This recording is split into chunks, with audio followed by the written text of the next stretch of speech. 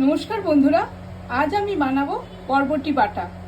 তার জন্য নিয়ে নিয়েছি বরবটি, ছোট ছোট টুকরো করে কেটে নিয়েছি, চিংড়ি, রসুন, পেঁয়াজ, কাঁচা লঙ্কা নিয়েছি, নুন, হলুদ, কালো জিরে, চিনি।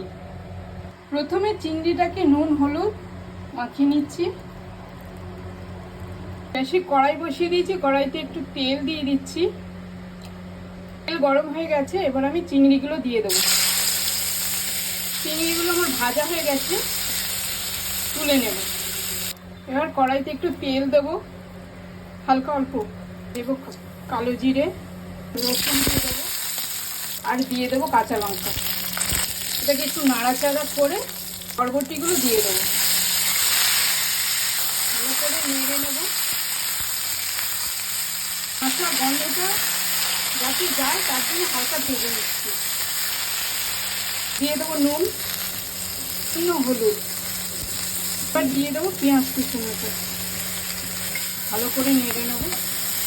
দিয়ে দেবো চিংড়িগুলো, ভালো করে নেড়ে নেবো।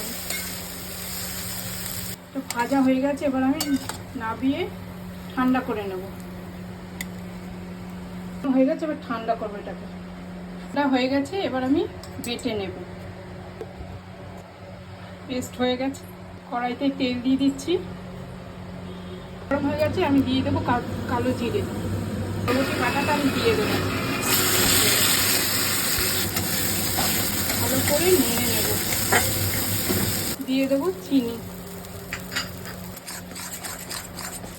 নাড়তে নাড়তে যখন এরকম গোল হয়ে আসবে, তখনই ভাবতে হবে যে বাটাটা আমার হয়ে গেছে।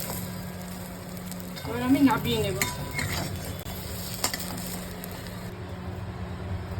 বরবটি বাটা হয়ে গেছে, এবার আমি গরম গরম ভাতের সাথে পরিবেশন করব। নমস্কার বন্ধুরা।